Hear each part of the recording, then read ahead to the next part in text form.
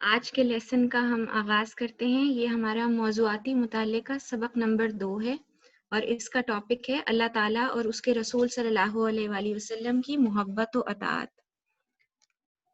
میں question wise آپ کی سامنے جو ہے وہ اس کی ریڈنگ کرتی جاؤں گی اور پھر اس کے جو ورڈز ہوں گے اور سینٹینسز ان کو ایکسپلین کرتی جاؤں گی۔ پہلا اس کا کوسچن ہے اللہ تعالیٰ کی محبت سے کیا مراد ہے؟ اس میں فرسٹ ہیڈنگ ہے حب الہی سے مراد۔ عربی زبان میں محبت کے معنی دل کی چاہت اور قلبی میلان کے ہوتے ہیں۔ قلبی میلان کا مطلب دلی رجحان، یعنی جس کی طرف دل مائل ہو آپ کا اور آپ اس کے لیے ہر کام کرنے کے لیے تیار ہوں۔ اس میں اخلاص کے معنی بھی پائے جاتے ہیں، یعنی خلوص ہونا چاہیے محبت کے اندر۔ عقلی اور شعوری محبت اس بات کا تقاضا کرتی ہے کہ اللہ تعالیٰ کی محبت سب محبتوں پر غالب ہو اور اس محبت کو انسانی زندگی میں مرکزی حیثیت حاصل ہو۔ اسے ہی ایمان و یقین کا نام دیا جاتا ہے۔ اللہ تعالیٰ نے انسان کو پیدا کیا ہے اور دنیا میں بھیجا ہے اور اپنی محبت بھی خود ہی ڈال دی اللہ تعالیٰ نے، یعنی جو بھی انسان، جو بھی بچہ دنیا میں پیدا ہوتا ہے وہ فطرت سلیمہ پر ہی پیدا ہوتا ہے، یعنی اس کے اندر اللہ تعالیٰ اپنی محبت ڈال کے ہی بھیجتے ہیں دنیا میں۔ یہ الگ بات ہے کہ وہ کس ماحول میں پروان چڑھتا ہے۔ اب جیسے جیسے وہ بڑا ہوتا جاتا ہے، اس کا ذہن جو ہے وہ سوچنے سمجھنے کے قابل ہوتا جاتا ہے، تو اس کو یہ احساس ہوتا ہے کہ ہاں جس نے مجھے پیدا کیا ہے اس کا حق سب سے زیادہ ہے میرے اوپر، اور اسی محبت کا تقاضا ہے۔ اللہ تعالیٰ انسان سے اسی محبت کا تقاضا کرتے ہیں اور یہی ہمارا ایمان اور یقین ہونا چاہیے بحیثیت مسلمان۔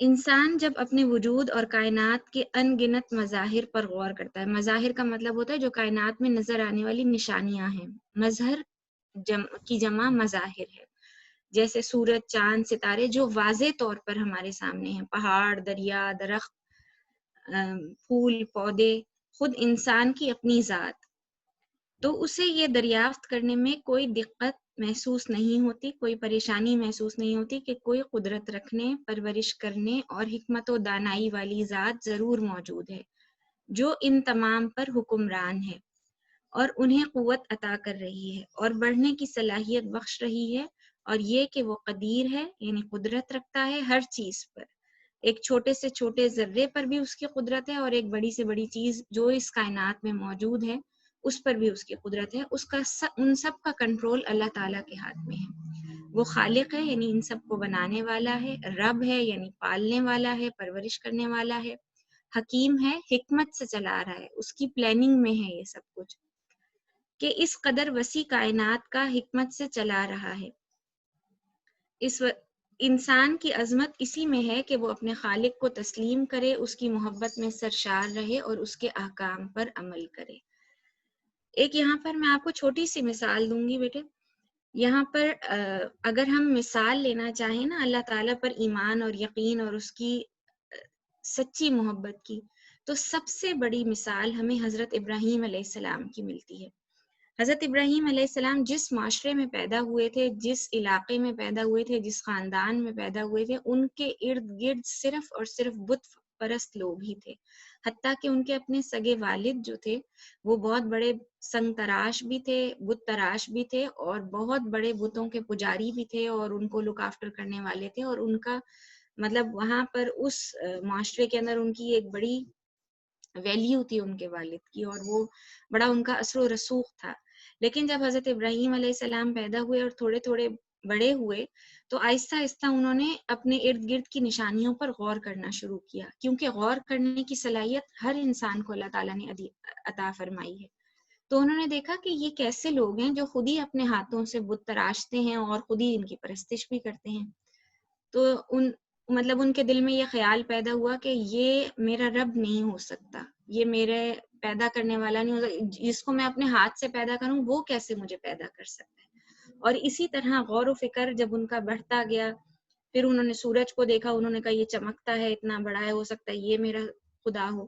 پھر وہ غروب ہو گیا، پھر چاند نکل آیا، سورج کے بارے میں انہوں نے کہا نہیں، یہ جو غروب ہونے والی چیز ہے وہ میرا خدا نہیں ہو سکتی اور وہ میرا خالق بھی نہیں ہو سکتا، میرا مالک بھی نہیں ہو سکتا۔ پھر چاند کو دیکھا، پھر ستاروں کو دیکھا۔ غرض یہ کہ جو ان کے غور فکر کرنے کی صلاحیت تھی اس معاشرے کے اندر بھی، جہاں چاروں طرف ان کے بت پرستی اور شرک تھا، اس میں بھی اللہ تعالیٰ نے ان کے خود کی غور فکر کرنے کی صلاحیت کی وجہ سے پھر آہستہ آہستہ انہوں نے کہا کہ جو میرا رب ہے وہ مجھے خود ہی سیدھا راستہ دکھا دے گا، اور وہ محبت اتنی پختہ ہو گئی اللہ کی کہ اللہ تعالیٰ کے مطلب پسندیدہ ترین بندوں میں حضرت ابراہیم علیہ السلام شامل ہیں۔ اللہ تعالیٰ نے ان کی بہت جگہ ٹیسٹ کیا، ان کی آزمائش کی، اور وہ اللہ کی ہر آزمائش پر پورے اترے۔ تو کہنے کا مطلب یہ ہے کہ غور فکر کرنے کی صلاحیت ہم سب کو اللہ تعالیٰ نے دی ہے، اور غور کرنا چاہیے، اور غور کرنے کی دعوت بھی اپنے کلام کے ذریعے اللہ تعالیٰ نے ہر انسان کو دی ہے۔ پھر جتنا جتنا انسان غور کرتا ہے نا اپنے ارد گرد کی چیزوں میں، اتنی اتنی اس کی قدرت کا جو کرشمہ ہے، اس کی قدرت کی طاقت کو انسان خود ہی تسلیم کرتا جاتا ہے۔ مطلب کسی کے بتانے سے یا سمجھانے سے وہ محبت پیدا نہیں ہوتی، وہ غور کرنے سے خود ہی محبت پختہ ہوتی جاتی ہے۔ جیسے میں آپ کو مثال دیتی ہوں، اور ہم لوگ کم ہیں جو غور کرتے ہیں۔ اب آپ یہ دیکھیے کہ ہمارے ارد گرد اللہ تعالیٰ نے پھول، پودے، درخت، پتے، ہر چیز اگائی ہے۔ کبھی اگر آپ غور کریں کہ درختوں کے بھی سبز رنگ کے اللہ تعالیٰ نے اتنے شیڈز بنائے ہیں کہ اگر ہم یہ سوچیں کہ کوئی لائٹ گرین کلر کا ہے، کوئی ڈارک گرین کلر کا ہے، کوئی بہت ڈارک گرین کلر کا ہے، کسی کے پتے کس طرح کے ہیں، تو اللہ اتنا مہربان اور اتنی محبت کرنے والا ہے اپنے بندے سے کہ وہ اس کی آنکھ کی بوریت کو بھی دور کرنے کے لیے اللہ تعالیٰ نے اتنے سارے شیڈز جو ہیں وہ دنیا میں پیدا کر دیے۔ ہم چھوٹی چھوٹی چیزوں پہ بھی غور کرتے جاتے ہیں نا، تو اللہ کی محبت ہمارے دل میں پختہ ہوتی جاتی ہے۔ اور یہی اللہ تعالیٰ ہم سے چاہتے ہیں کہ ہم غور کریں اور شعوری محبت کریں اللہ سے، مطلب اس کو تسلیم کر کے، اس کو مان کے اس سے محبت کریں۔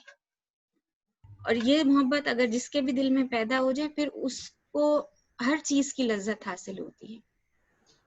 آگے پڑھتے ہیں۔ قرآن پاک میں ارشاد ہوتا ہے، لوگوں اپنے اس رب کی عبادت کرو جس نے تم کو پیدا کیا۔ یہ سورہ بقرہ کی آیت نمبر 21 ہے۔ یعنی اللہ تعالیٰ عبادت کرنے کا حکم اس صورت میں دے رہے ہیں کہ تم کو ہم نے پیدا کیا ہے، تو ہمارا ہی حق بنتا ہے کہ تم ہماری پرستش کرو۔ ایک اور جگہ ارشاد ہوتا ہے، اور جو ایمان والے ہیں وہ تو اللہ کی محبت سب سے قوی رکھتے ہیں۔ سب سے قوی کا مطلب سب سے مضبوط رکھتے ہیں۔ ان کو پھر دنیا میں کوئی بھی بات پریشان نہیں کرتی اگر وہ اللہ کی محبت میں پختہ ہوں، مضبوط ہوں، اور ان کو یہ یقین ہو کہ جو کچھ بھی اللہ تعالیٰ نے میرے لیے رکھا ہے یا مجھے عطا فرمایا ہے وہ بھی اس کی محبت کی ایک نشانی ہے۔ اللہ کی نعمتیں بھی اللہ کی محبت کی ایک نشانی ہے، تو مجھے بھی بدلے میں اللہ سے ہی محبت کرنی چاہیے۔ سورہ حجرات میں اللہ تعالیٰ نے ارشاد فرمایا، لیکن اللہ تعالیٰ نے تم میں ایمان کی محبت ڈال دی اور اس کو تمہارے دلوں میں سجا دیا۔ یہ بات بھی غور کرنے والی ہے کہ اللہ تعالیٰ اپنے ایمان کی محبت لوگوں کے دلوں میں خود ہی ڈال دیتے ہیں۔ اس کی مثال ہم ایسے لے سکتے ہیں کہ لیکن ڈالتے اس کے دل میں ہیں جو خود تجسس کرتا ہے اللہ تعالیٰ کی طرف آنے کے لیے، اللہ سے رجوع کرنے کے لیے، اللہ سے تعلق جوڑنے کے لیے، تو اللہ تعالیٰ خود بخود اس کے دل میں اپنی محبت ڈالتے چلے جاتے ہیں۔ اور یہ بات یہاں پر اللہ نے قرآن پاک کی سورہ حجرات میں ارشاد فرمائی۔ اب اللہ تعالیٰ سے حقیقی محبت کا تقاضا کیا ہے؟ یہ بھی اسی کوسچن کی ہیڈنگ ہے۔ انسانی سوچ کا یہ درست زاویہ محبت الہی کی دعوت دیتا ہے کہ کسی کا ایک معمولی حسن سلوک ساری عمر کی احسان مندی کا باعث بنتا ہے، تو جو زندگی بخشتا ہے اس کے لیے محبت کے جذبے پروان کیوں نہ چڑھیں۔ یعنی اگر کوئی شخص ہمارے دنیا میں ہمارے ساتھ کوئی نیکی کرتا ہے تو ہمارے دل میں اس کے لیے خود بخود ایک سافٹ فیلنگ پیدا ہو جاتی ہے، اور ہم احسان مند ہوتے ہیں کہ نہیں، اس نے فلاں وقت جو ہے وہ میرے ساتھ احسان کیا تھا یا میرے کام آیا تھا۔ تو جو اللہ تعالیٰ ہر نعمت عطا فرما رہا ہے اور مسلسل دیے ہی جا رہا ہے، عطا ہی فرما رہا ہے، تو پھر اس کے لیے محبت کے جذبے زیادہ مضبوط ہونے چاہیے۔ ایمان کا تقاضا ہے کہ اللہ تعالیٰ سے محبت کی جائے، اور اللہ سے محبت کا تقاضا یہ ہے کہ اس کے احکام کو دل سے تسلیم کیا جائے اور پوری دل جمعی سے ان پر عمل کیا جائے۔ یہی عبادت اور بندگی کا تقاضا ہے کہ پیدا اس نے کیا تو حکم بھی اسی کا مانو، آنکھ اس نے دی تو اسی کی رضا کے مطابق دیکھو، کان اس نے عطا کیے تو اس کے فرمان کے مطابق سننے کی عادت ڈالو، اور سوچنے کی قوت اس پروردگار کی ہی عطا کردہ ہے، تو ہر لمحہ اس کی ذات، قدرت اور اس کے احکام پر غور کرو۔ غور کرتے جاتے ہیں، جتنا لوگ اس میں غور کرتے جاتے ہیں اتنی ہی زیادہ اللہ کی محبت ان کے دل میں پختہ ہوتی جاتی ہے۔ آگے پڑھتے ہیں، اللہ تعالیٰ کی اپنے بندوں پر رحمت۔ اللہ کی رحمت ہے کہ اس نے ہر دور میں انسان کی رہنمائی کے لیے انبیاء کرام مبعوث فرمائے اور ان پاک لوگوں کو اپنے احکام کتابوں یا صحیفوں کی شکل میں عطا فرمائے۔ کتابیں 4 نازل ہوئیں جو ہمیں معلوم ہے، قرآن مجید، اس سے پہلے تورات، زبور، انجیل، جو کہ مختلف انبیاء پر نازل ہوئی، اور قرآن مجید اللہ کا آخری کلام جو ہمارے پیارے نبی صلی اللہ علیہ وآلہ وسلم پر نازل ہوا۔ اس کے علاوہ مختلف ادوار میں صحیفوں کا ذکر آتا ہے۔ صحیفے مکمل کتابیں نہیں ہوتی تھیں، کچھ اوراق ہوتے تھے یا کچھ احکامات ہوتے تھے جو اللہ کی طرف سے مختلف رسولوں پر نازل ہوئے۔ جیسے اس کا ذکر قرآن پاک میں آتا ہے، ایک سورت کی آخری آیت ہے، صحف ابراہیم و موسیٰ۔ صحف صحیفوں کو ہی کہتے ہیں، صحیفے کی جمع صحف ہے، اور یہ حضرت ابراہیم علیہ السلام کو عطا فرمائے تھے اللہ تعالیٰ نے۔ اس میں کچھ ہدایات تھیں، مطلب وہ پوری مکمل کتاب کی صورت نہیں تھی، کچھ اوراق تھے جو اللہ تعالیٰ نے عطا فرمائے تھے۔ ہمارے نبی حضرت محمد صلی اللہ علیہ وآلہ وسلم اس سلسلہ ہدایت کے آخری پیغمبر ہیں، اور انسان کی فلاح کے لیے، اور قرآن مجید جو آپ صلی اللہ علیہ وآلہ وسلم پر نازل کیا گیا دائمی ہدایت کی کتاب ہے، یعنی آپ خود اس سلسلے کے آخری پیغمبر ہیں، اور جو کتاب آپ پر نازل ہوئی وہ بھی دائمی کا مطلب ہمیشہ کے لیے ہدایت کی کتاب ہے، اور انسان کی فلاح کے لیے آخری پیغام عمل ہے، جس پر عمل پیرا ہو کر دنیا میں کامیابی اور آخرت میں نجات حاصل کی جا سکتی ہے۔ ایک چیز بہت کلیئرلی سمجھ لیجئے یہاں پر وہ یہ ہے کہ قرآن مجید کے علاوہ جتنی کتابیں اور جتنے صحیفے نازل ہوئے ان سب پر ایمان رکھنا ہمارے ایمان کا حصہ ہے۔ ہم کسی کتاب کا انکار نہیں کر سکتے، ہم یہ نہیں کہہ سکتے کہ تورات یا زبور یا انجیل یا جو صحیفے اور انبیاء پر نازل ہوئے وہ من جانب اللہ نہیں ہیں، لیکن ان پر ایمان تو رکھا جائے گا، لیکن وہ قابل عمل نہیں ہیں، کیونکہ اس میں لوگوں نے اپنی مرضی سے تبدیلیاں کر لیں وقت اور زمانے کے حساب سے۔ اب وہ قابل عمل تو نہیں رہے، لیکن وہ ایمان کا حصہ ہیں ہمارے۔ ہم ان کتابوں کا انکار نہیں کریں گے، لیکن وہ ہمارے ایمانیات میں شامل ہیں کہ ہم نے ان پر ایمان رکھنا ہے۔ قابل عمل کا مطلب یہ ہے کہ جو ہدایات قرآن مجید میں نازل ہوئی ہیں اب صرف وہ ہی قابل عمل ہیں، اور ان کی ہی پیروی کی جا سکتی ہے، انہی احکامات کو فالو کیا جا سکتا ہے۔ اگر کوئی شخص یہ کہے کہ تورات میں بھی یہ حکم نازل تھا اور یہ ملتا جلتا حکم ہے قرآن سے اور ہم اس کو فالو کر لیں، تو ایسی بات نہیں ہے۔ قابل عمل یا فالو کرنے کے لیے یا پیروی کرنے کے لیے صرف قرآن مجید ہے، اور ایمان ہم نے سب کتابوں اور سب صحیفوں پر رکھنا ہے۔ وہ قابل عمل اس لیے نہیں ہے کیونکہ وہ قابل بھروسہ نہیں ہے۔ اب بہت ادوار گزر گئے اور اللہ تعالیٰ نے چونکہ ان کتابوں کی حفاظت اپنے ذمے نہیں لی تھی، اس لیے ان کے اندر جو تبدیلیاں اور تحریفات کر دی گئی ہیں اس وجہ سے وہ اب قابل عمل نہیں رہی، اور صرف قرآن مجید ہی ہے۔ اگر کوئی تورات پر ایمان رکھتا تھا پہلے اور اس کے بعد اس کے سامنے قرآن مجید آئی، وہ نبی پر ایمان لے آئے اور وہ کہے کہ نہیں عمل میں اپنی کتاب پر کروں گا، تو اس کا ایمان مکمل نہیں ہوگا جب تک کہ وہ قرآن کو ہی پیروی کے لائق اور قرآن کو ہی ہدایت کی کتاب نہ مان لے۔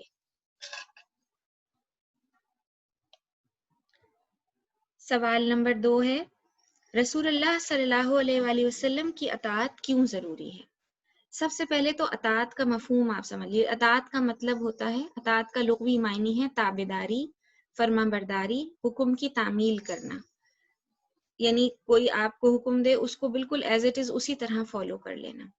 اطاعت کی بھی کئی قسمیں ہیں۔ ایک اطاعت تو اجرت پر کروائی جاتی ہے، مثلا تنخواہ دار ملازم اپنے مالک یا افسر کی اطاعت کرتا ہے، اور جب ملازمت چھوڑ دیتا ہے تو اطاعت بھی ختم ہو جاتی ہے، یعنی وہ اس وقت تک اس کے رولز فالو کرتا ہے جب تک کہ وہ اس ملازمت پر قائم ہوتا ہے۔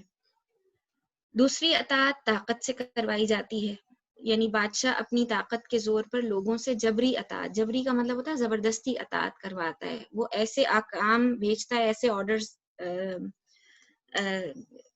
کرواتا ہے، کہتا ہے کہ لوگوں کے لیے، عوام کے لیے ماننا مجبوری بھی ہو جاتی ہے، جبر مجبوری سے، یعنی مجبور ہو جاتے ہیں لوگ ان چیزوں کو ماننے کے لیے۔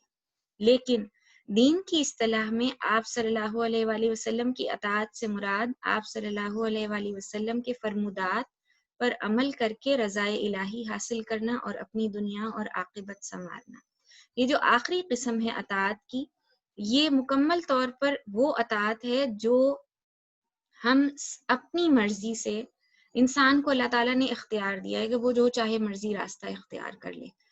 اب اس کے سامنے قرآن بھی ہے، اس کے سامنے حدیث بھی ہے، اس کے سامنے اللہ کا کلام ہے اور اللہ کی ہدایات ہے۔ اب اس کے دل میں اگر اللہ اور اس کے رسول صلی اللہ علیہ وآلہ وسلم کی محبت موجود ہے تو کوئی اس سے زبردستی اس چیز کی اطاعت نہیں کروائے گا، بلکہ اس کا دل خود بخود اس اطاعت کی طرف مائل ہوگا، وہ ان احکامات کو خود بخود فالو کرے گا۔ اس کے ذہن میں یہ بات پختہ ہوگی کہ اگر میں نے یہ کام ایسے کیا تو مجھے اللہ تعالیٰ کی میں اللہ تعالیٰ کو ناراض کروں گا یا اللہ کے رسول کو ناراض کروں گا۔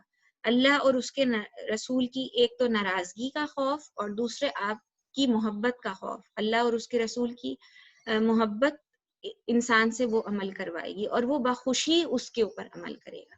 جیسے ہم اس کی سب سے بڑی اور زندہ مثال ہے نماز کی۔ ایک تو یہ ہے نا کہ آپ کے پیچھے ماما پڑھی رہے ہیں اور کہیں کہ جی نماز پڑھ لو، نماز پڑھ لو، نماز پڑھ لو، ایک آپ کہے پر نماز پڑھ رہے ہوں گے، ٹھیک ہے، یہ آپ کے والدین کا فرض ہے اور ذمہ داری ہے کہ وہ آپ سے نماز پڑھوائیں، یا حکومت جو ہے وہ سختی کرے کہ نماز کے اوقات میں سب لوگ اپنے تمام کام چھوڑ کے صرف نماز پڑھیں گے۔ یہ ایک اور زبردستی ہم کہہ لیں یا ہم اس کو اصول اور قانون بنا لیں کہ ہاں ہم نے یہ نماز پڑھوانی ہے۔ اور ایک نماز پڑھنا وہ ہے جو آپ اللہ اور اس کے رسول کی محبت میں سرشار ہو کر کھڑے ہو جائیں خوف خدا سے اذان ہوتے ساتھ ہی کہ ہاں میں نے نماز پڑھنی ہے، اور اس میں آپ کی محبت شامل ہو، آپ کو یہ شوق ہو اور آپ کو یہ لگن ہو کہ نماز جو ہے وہ میری اللہ تعالیٰ سے ملاقات ہے، تو میں اللہ سے اپنی اس ملاقات کا وقت جو اللہ تعالیٰ نے مجھے دیا ہے تو میں اس میں اللہ تعالیٰ کے سامنے کھڑا ہوں اور میری گفتگو اس وقت صرف اور صرف اپنے اللہ سے ہے۔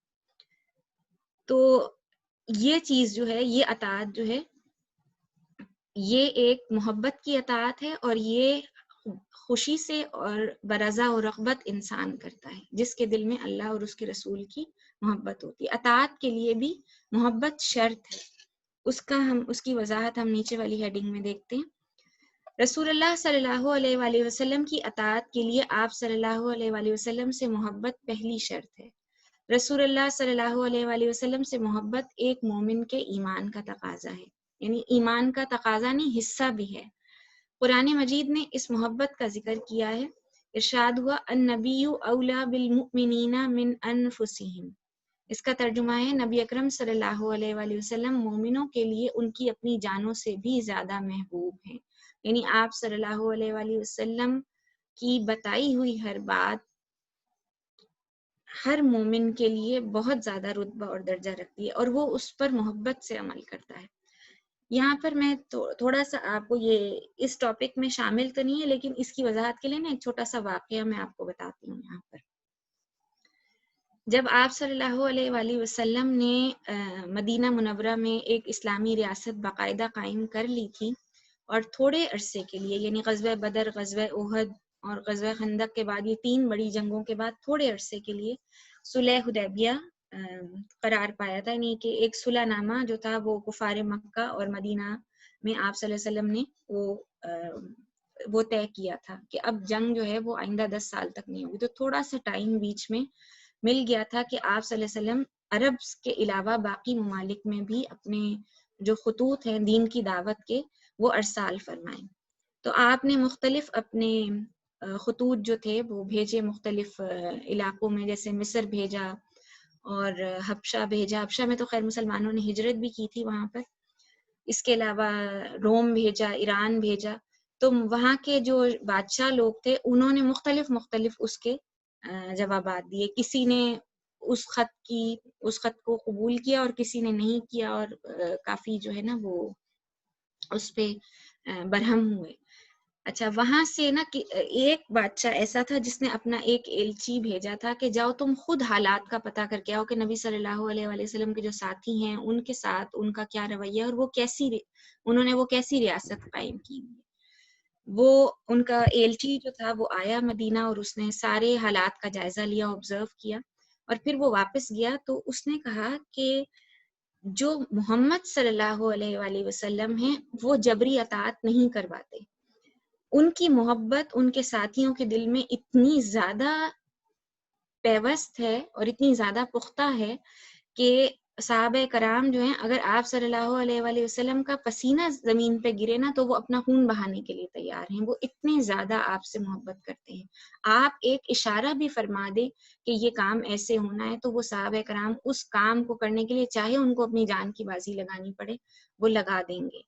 تو اس کو یہ فرق واضح طور پر محسوس ہوا اور اس نے واپس آ کے کہا کہ باقی دنیا کے بادشاہ جو ہیں وہ تو جبری اطاعت کرواتے ہیں، لیکن نبی صلی اللہ علیہ وآلہ وسلم محمد کی ایسی محبت لوگوں کے دل میں پیوست ہے جو ایمان رکھتے ہیں ان پر اور جو ان کے ساتھی ہیں کہ وہ ان کے حکم پر آگ میں بھی اگر وہ کہیں گے نا کہ چھلانگ لگا دو تو وہ بلا سوچے سمجھے لگا دیں گے کہ یہ حکم جو ہے یہ ہمارے نبی نے دیا تو اس کا ماننا ہمارے لیے ضروری ہے اور وہ اپنی جانوں کی پرواہ نہیں کریں گے۔ یہ یہاں پر اس کا سوال کا حصہ تو نہیں ہے، لیکن میں نے آپ کو صرف وضاحت دینے کے لیے کہ صحابہ کرام کیسی محبت کرتے تھے۔ جب یہ آیت نازل ہوئی تو اس کے بعد ان کی محبت اور بڑھ گئی اللہ کے رسول صلی اللہ علیہ وآلہ وسلم سے، اور جیسے کہ ہمیں بہت سے واقعات ملتے ہیں حضرت ابو بکر صدیق رضی اللہ عنہ کی زندگی میں کہ انہوں نے پوری زندگی اپنی اللہ کے رسول کے لیے وقف کر دی۔ ایک مرتبہ ایسا ہوا کہ کافروں نے بہت زیادہ زخمی کیا تھا حضرت ابو بکر صدیق کو بھی اور آپ صلی اللہ علیہ وآلہ وسلم کو بھی تکلیف پہنچائی تھی جسمانی، تو حضرت ابو بکر صدیق نا زخموں کی تاب نہ لا کر بے ہوش ہو گئے تھے، تو ان کے گھر والے ان کو گھر اٹھا کے لے آئے۔ تو جب ان کو ہوش آیا تو انہوں نے یہ نہیں پوچھا کہ مطلب اپنی جان کی فکر نہیں کی، ان کی زبان پر صرف یہ بات تھی کہ مجھے یہ بتاؤ کہ اللہ کے رسول کا حال کیسا ہے، ان کی طبیعت کیسی ہے۔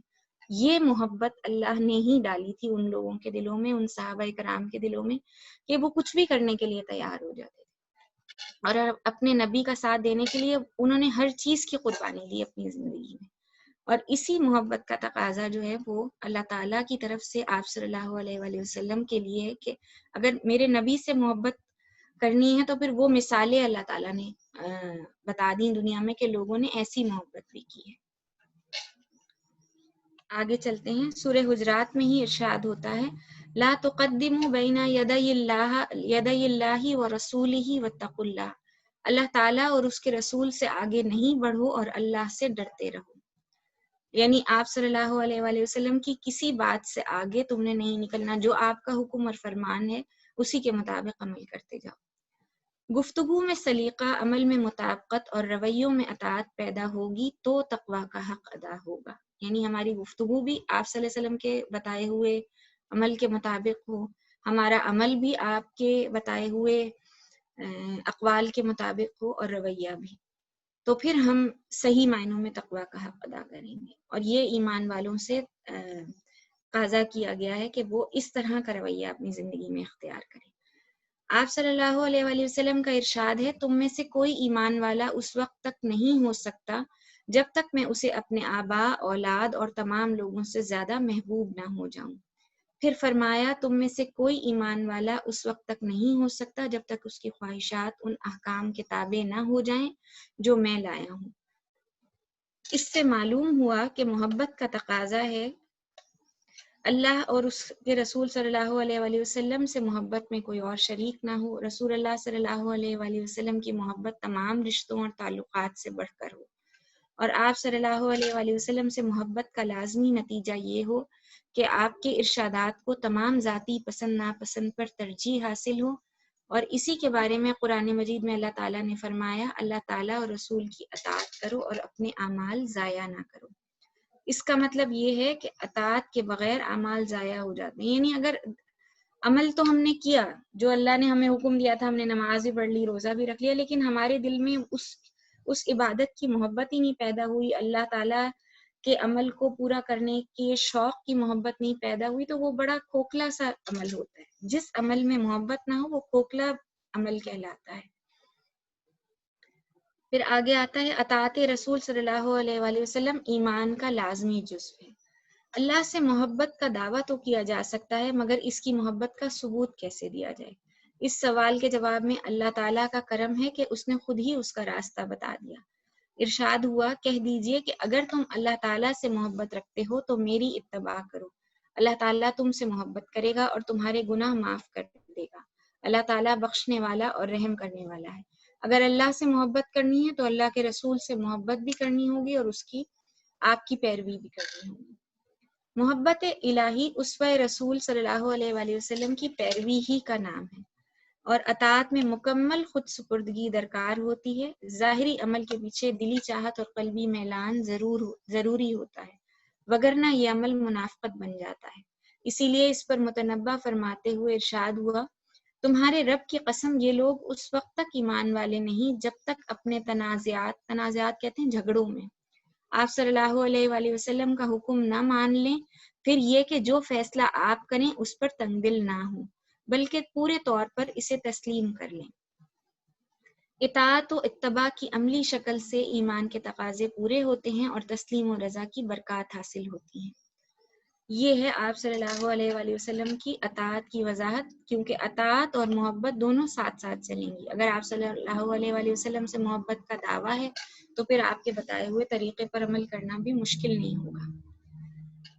اگلا سوال ہے، ختم نبوت پر جامع نوٹ لکھیے۔ عقیدہ ختم نبوت، یہ ہے کیا عقیدہ ختم نبوت؟ ختم نبوت کا عقیدہ اسلام کے بنیادی عقائد میں سے ہے، جس کا مطلب ہے کہ حضرت محمد صلی اللہ علیہ وآلہ وسلم خاتم النبیین ہیں، یعنی آپ صلی اللہ علیہ وآلہ وسلم اللہ تعالیٰ کے آخری نبی اور رسول ہیں۔ یہ سلسلہ نبوت آپ صلی اللہ علیہ وآلہ وسلم پر ختم ہو گیا اور آپ کے بعد کوئی نبی یا رسول نہیں آئے گا۔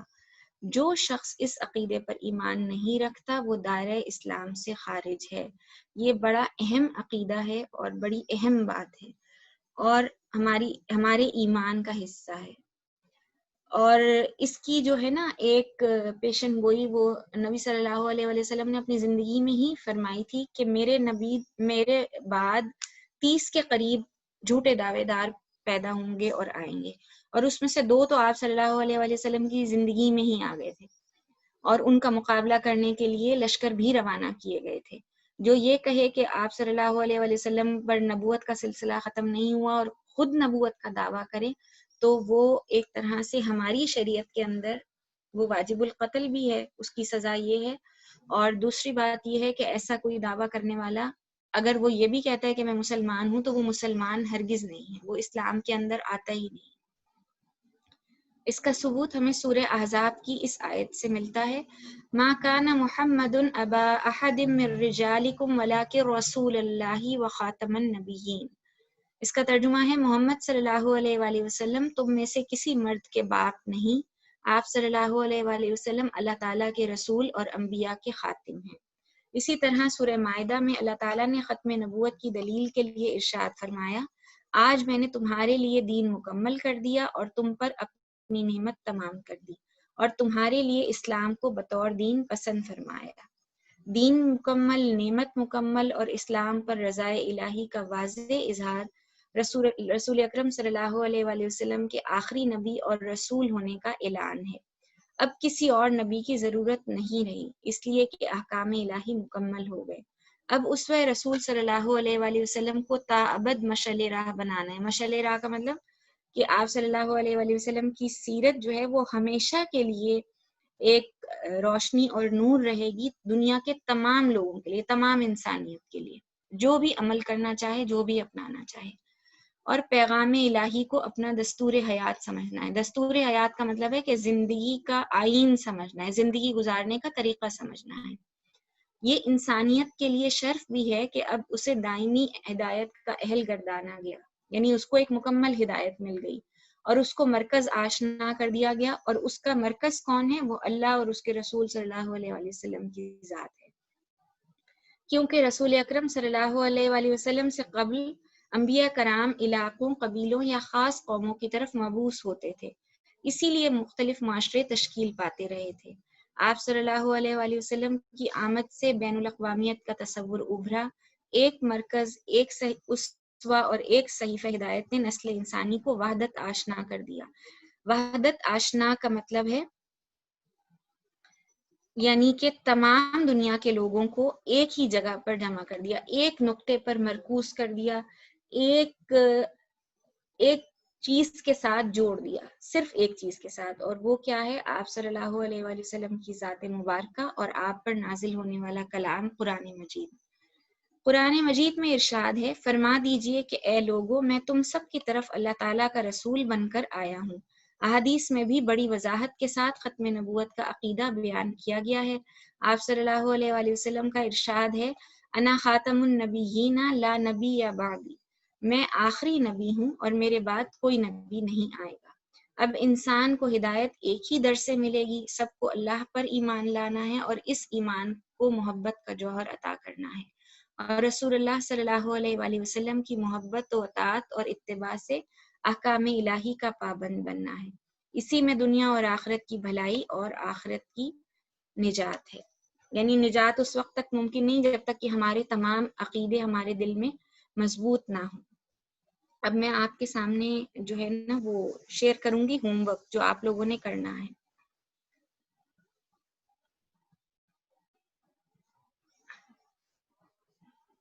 یہ ہوم ورک آپ کی اسکرین پر ہے، یہ آپ دیکھیے گا. لیکچر نمبر 4 کا ہوم ورک ہے. اس میں یہ تینوں سوالات آپ نے اپنی ورک بک پر کرنے ہیں آپ کے سامنے، اور اس کے علاوہ ایک الگ رجسٹر بیٹے آپ لوگوں نے بنانا ہے کلاس 9، جس میں یہ ایم سی کیوز میں ساتھ ساتھ شیئر کرتی جا رہی ہوں. پہلے بھی میں نے شیئر کیے تھے ایم سی کیوز پچھلے لیکچر میں.